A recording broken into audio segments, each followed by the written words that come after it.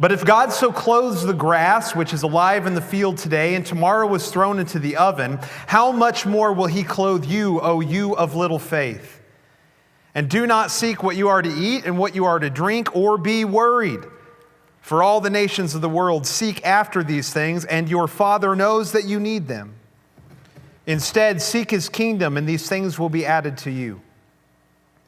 Fear not, little flock, for it is your Father's good pleasure to give you the kingdom. Sell your possessions, give to the needy. Provide yourselves with money bags that do not grow old, with a treasure in the heavens that does not fail, where no thief approaches and no moth destroys. For where your treasure is, there will your heart be also. Do not be anxious about your life. That is all I ever am, right?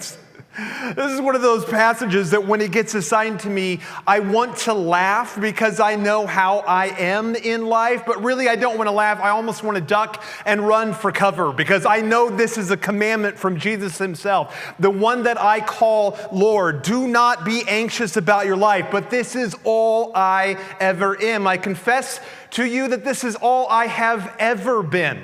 If my mom were here today, you could ask her about me as a child, and she would say, that boy was an anxious child.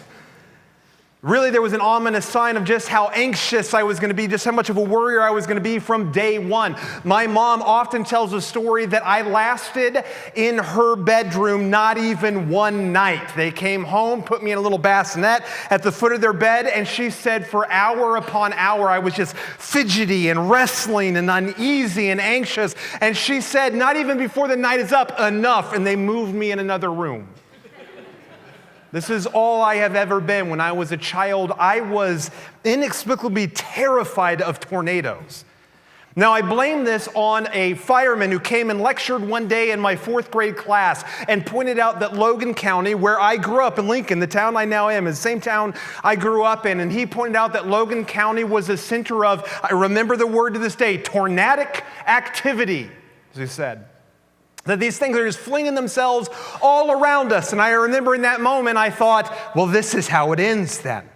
I was terrified of tornadoes. All the way through about 7th, 8th grade, every single night, I slept with a backpack by the head of my bed that was filled with canned goods. Because I thought, if there's a tornado, I'm going to be ready. We didn't have a basement. We had to run next door to the crawl space for my next door neighbors. And I was going to have food to make sure we survived.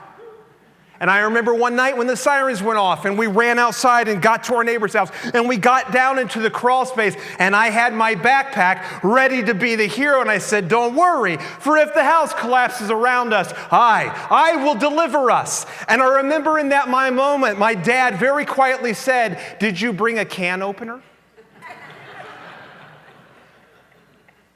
In fact, I had not. I am riddled with anxiety, not terribly gifted at administrative detail. But you know what that did was that made me even more anxious. Like, what else am I forgetting? Remember, as a little kid, I was absolutely terrified that at Christmas, I'd heard all the stories about all these houses that had been broken into on Christmas Eve, all of the Christmas presents stolen because that's when people wait to strike. I remember every Christmas Eve being terrified, even angry for us to go to a Christmas Eve service. And I know we're supposed to celebrate baby Jesus, but I got G.I. Joes on the line here, right? I was anxious. On a more serious note, I remember spending so many days in my childhood constantly worried about losing my dad. I think the reason for that is because one of my earliest childhood memories, we had been living over in Scotland for my dad to work on his PhD overseas at Aberdeen. And I remember we had to rush home, and we really didn't know why. We were too young to understand. I was 4 at the time. My dad was 30. And I remember thinking to myself, my dad was 34, and I remember thinking to myself, what's going on? And I remember we were in some airport. I don't remember which airport it was that we'd gotten off the flight, and my dad was told there was a phone call for him, and his dad had passed away. I was It's one of my earliest childhood memories, and I remember doing the math in my head and thinking to myself, well, if all ends up well, I'll have my dad maybe until I'm 34 years old. It's just kind of the weird math you do as a kid. But I always thought, what if? And I was terrified about losing my dad. He's my best friend in the whole world. I was an anxious kid. I am still anxious. I'm glad not only that my mom is not here today, I'm glad that my wife is not here today. She would laugh and call me a fraud for talking to you about dealing with your anxieties because she knows how I am. This is why WebMD has been outlawed in our house since 2013. My wife was sick and tired. I don't know what day it was in 2013, but I remember she came in and she slammed the computer shut and she said, no more. Because I'm the kind of guy who'll go to WebMD, I'm like, I got a headache for like 12 hours. Let me type in the symptoms. It says here I have leprosy. I have leprosy. And my wife, she's had enough of it, but this is how I am. I'm anxious. There's a reason I'm not the keeper of the books. It's not just because I'm bad at math. It's also because any ebb and flow in the rhythm of our financial picture can freak me out. And even now as we approach Christmas, I'm still a little bit terrified to leave on Christmas Eve this time because I want my daughter to have a great Christmas morning, and you know they're just waiting to strike. Do not be anxious about your life, Jesus says, and this is all I ever am. Do not worry, he says, but this is all that I ever do. This, despite my knowing, this is a commandment from the one who I have claimed as Lord. This I continue to do, regardless of the fact that I know what the most repeated commandment in all of the Bible is. Do not be afraid.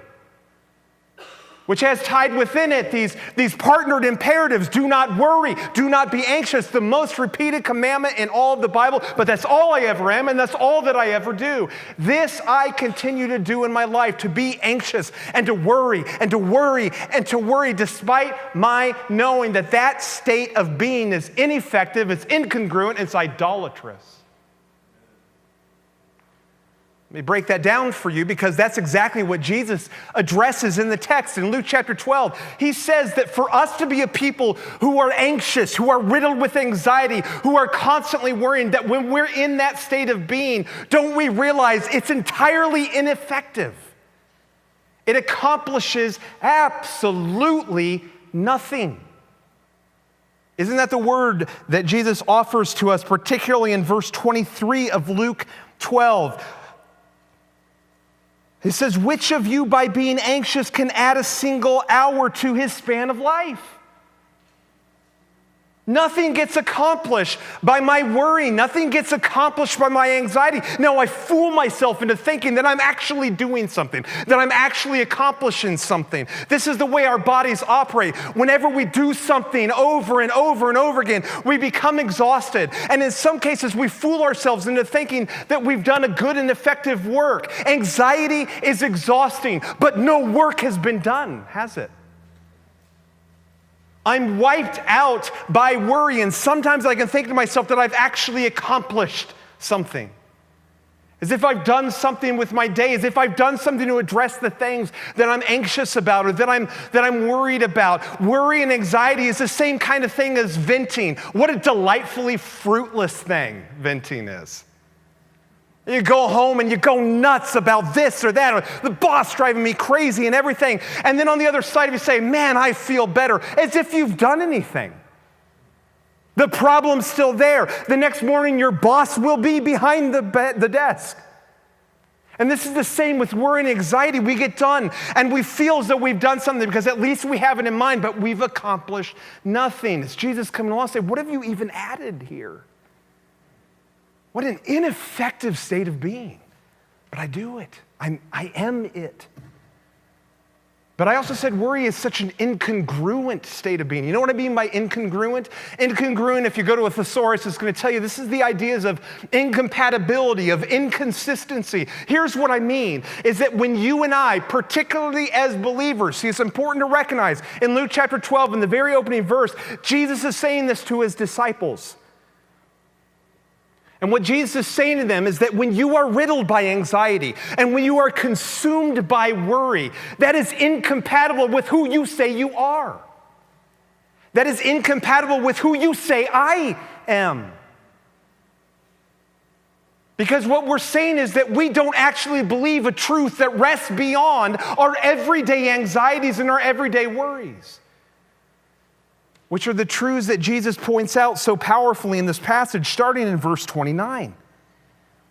He says, don't seek what you're to eat and what you're to drink, nor be worried, for all the nations of the world seek after these things, and your Father knows you need them.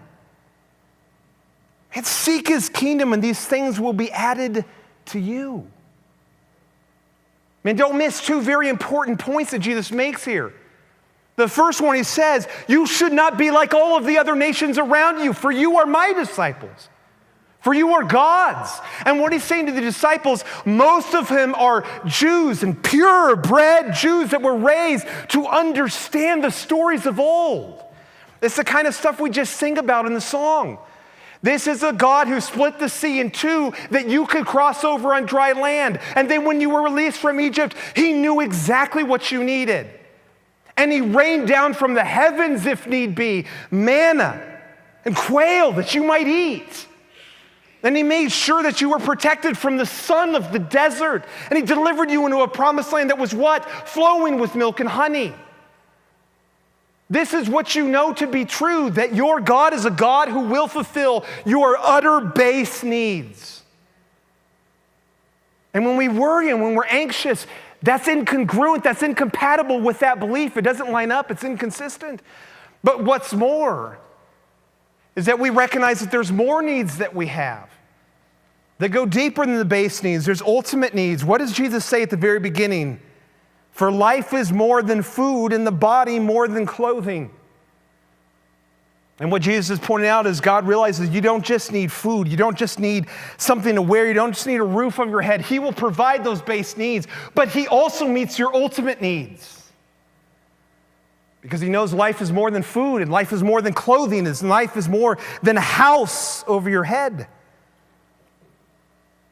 It says, fear not, little flock, for it is your Father's good pleasure to give you the kingdom. To give you treasure in the heavens that will never fail you, where no thief approaches and no moth destroys. The Father gives you his Son that you might have life. That even if there ever comes a moment where your body fails you, where you go around the world naked and eventually fall down dead, that even in that moment, as the old poet said, God by his power has rendered death a gardener.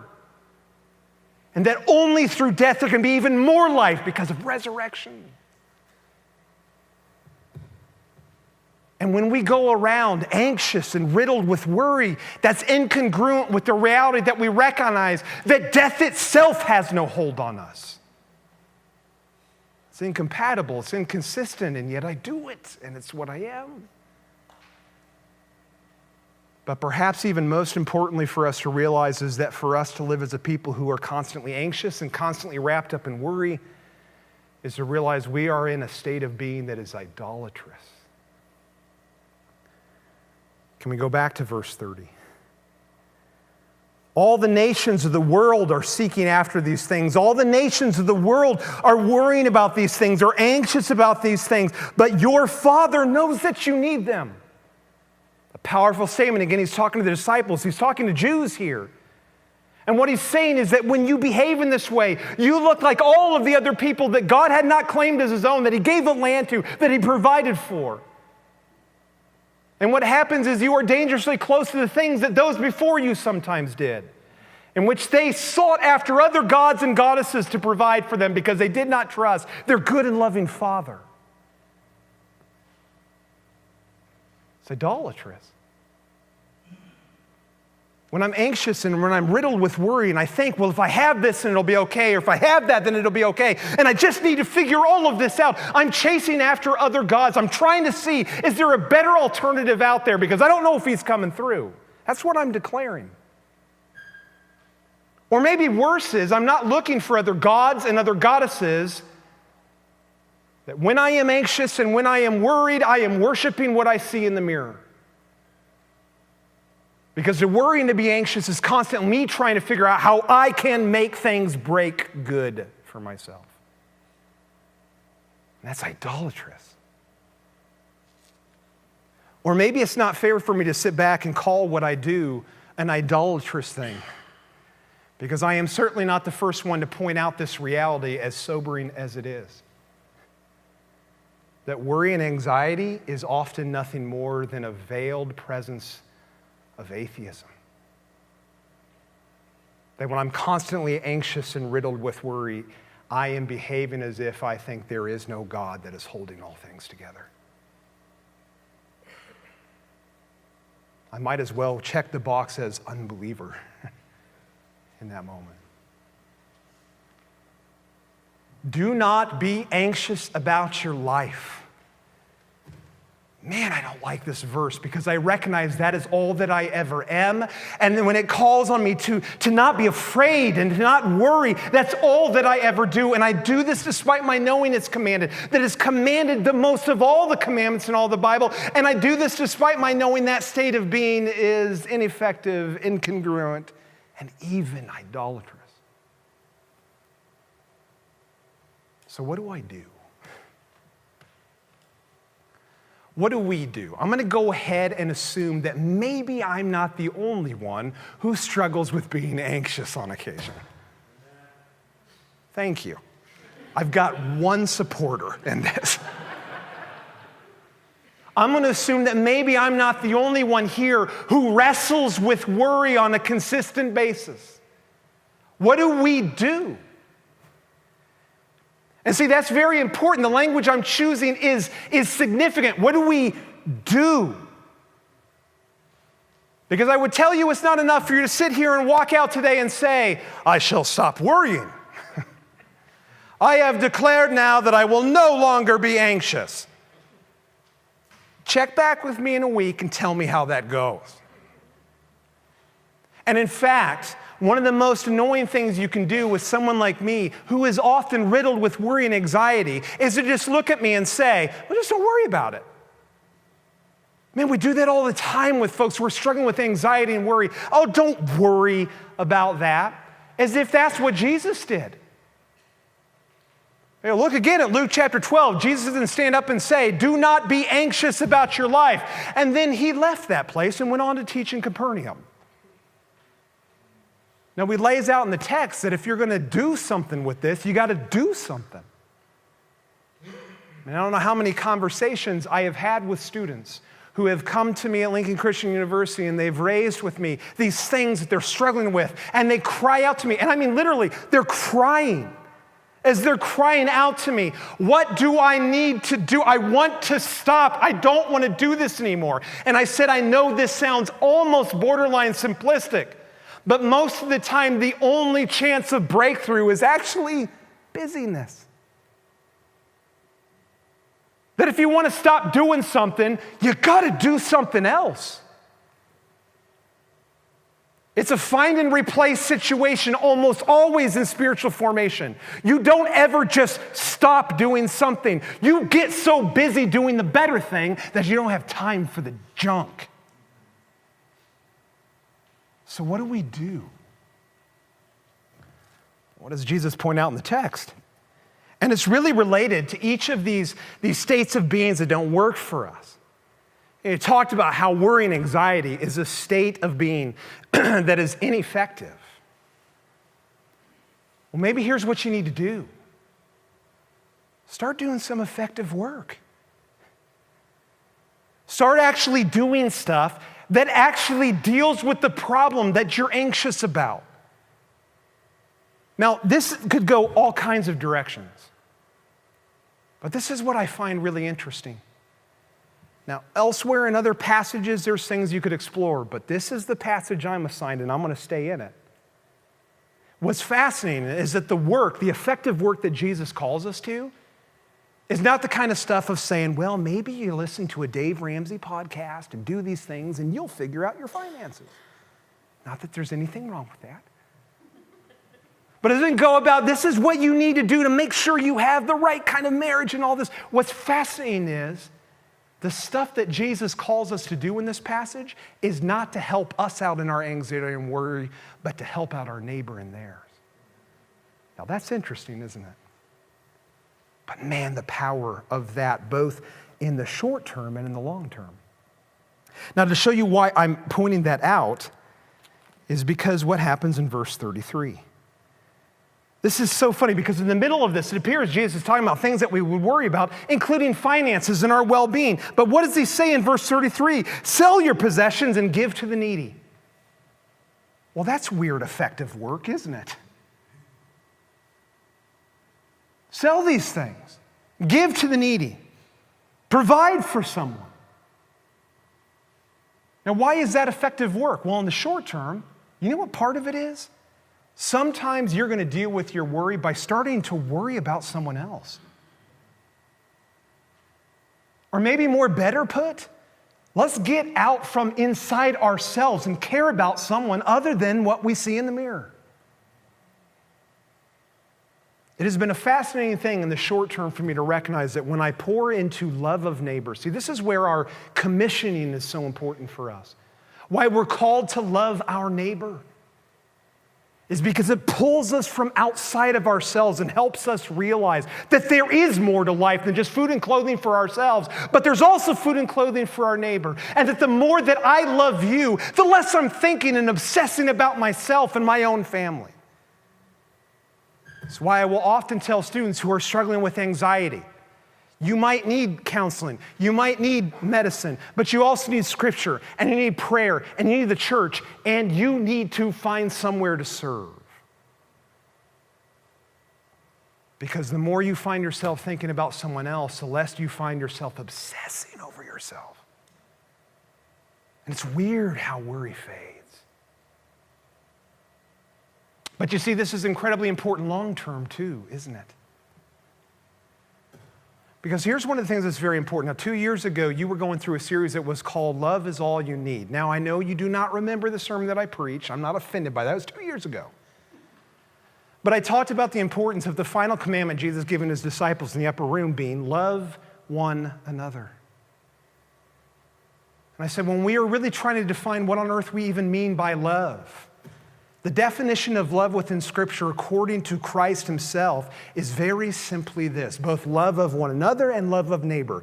You enter into every situation in life looking first to give rather than get. You enter into every situation in life looking first to give rather than get. And the reason why is because if we reverse that, nothing's going to get done. No one's anxieties, no one's worries are ever addressed because we're all looking to get, right? But if we're all looking to give, every time we meet each other, how can I help you? And here's what's beautiful. You're looking at me saying, and how can I help you? Because all of us in our community are looking first to give rather than get. And this is effective work. The love of neighbor, because we are assuring when this becomes contagious and it spreads throughout a community, then all needs are met. It's the only way the church made it through the book of Acts. Acts chapter 2. And they shared all things in common. Everyone looked to give rather than get. There was very little worry and anxiety outside of, yes, persecution, but even then, the people would rally together to pray and to provide for those who were in prison. So do some effective work. It's where our commissioning is important for us. But also this. You talk about incongruent with our faith. And you want something to do, as odd as it sounds, here's something to do. Stop. Stop, pause regularly, and stop then focusing on the things that you do not have and behold the things you do. This is one of the fascinating things for me to be preaching this sermon tucked in between Thanksgiving and Christmas. Thanksgiving, this moment in which we stop. And for one moment, we're all imploring each other not to focus on the things we do not have, but to focus on what we do and to behold it and to stand in wonder before it at the goodness of God. And then, of course, we make our way to Christmas. And before that, we find ourselves in a season of Advent, which recalls the moment in which God's people could be so tempted to think on the things that they do not have. And yet they waited and believed that what is congruent with their faith is that God will one day come through. And then behold, Christ is born. And in Christmas, we celebrate the richness and the goodness. We are in Thanksgiving and Christmas. And this is where culture helps us, honestly. This stretch, this season is such a time to stop and to behold how we worship a God who addresses our base needs and our most fundamental and ultimate and eternal needs. And we must revel in this. To do so regularly. And if that doesn't help in what culture gives us, then get out in creation. Isn't that what the text says? Jesus talks about considering the ravens and considering the lilies. He said, if you need to do something like this every day, then get outside and behold the wonder of a creation that God did not just spin into existence and leave it on its own, but he provides even for the ravens, for goodness sakes. And that is a significant point because you know what one of the most unclean birds is listed in the Old Testament? A raven. God even takes care of the unclean, despicable birds. And these flowers that will be here today and gone tomorrow, God dresses them in a way that is fitting even for a king. And if he does that for creation, then behold, what has he done for me? So much more. Because we are told that we're the crown jewel of creation in Genesis. How much more he's done for us. But do we stop? And stop focusing on what we don't have, but to see what we have. Man, there is something about taking stock.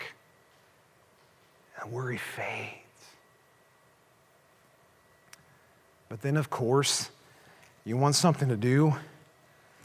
Worship. Worship. And more precisely, worship in the right direction. You know, anxiety and worry has us worshiping in the wrong direction, chasing after other gods and goddesses, worshiping whatever it is that we see in the mirror. There is something powerful about pushing ourselves to take part in worship, and not just any worship, but yes, corporate worship that helps us once again see that God is God. And we need that in the midst of our worry, lest we chase after other gods or ourselves as gods. I've spent some time throughout this semester with the students at LCU in Psalm 73. This psalm has become so beautiful to me.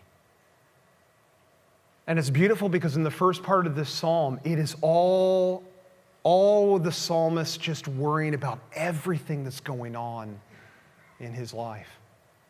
The psalmist pointed out how the evils seem to reign and how they seem to prosper. But here I am suffering and I'm anxious, he declares, and I'm worried and I see all of these things. And that's the whole first half of Psalm 73. And he comes to this powerful moment. He said, and when I thought how to understand this, it seemed to me a wearisome task. You almost hear it. What he's saying is, I'm trying to figure out how to deal with this myself. It's idolatrous. And he said, I realize it's a wearisome task. He said, I was overwhelmed, I was worried, I was anxious until I went into the sanctuary of God. And then I discerned reality. And then I saw the one who is God, high and lifted up. You know, one of the things that we don't pay attention to is in Luke chapter 22 and Luke chapter 12, all of these pronouns, almost all of them, are plural. Seek first his kingdom. Seek his kingdom, worship him. Does that speak to you individually? Yes, but the pronouns are plural. We do that together. And there is something powerful about us gathering in this place every Sunday in this hour. And that I hear your voice and you hear mine, in which we are all pointing each other to worship in the right direction. And worship in the right direction and doing it not alone, but as a family, has such power for worry to fade and anxious to be scattered.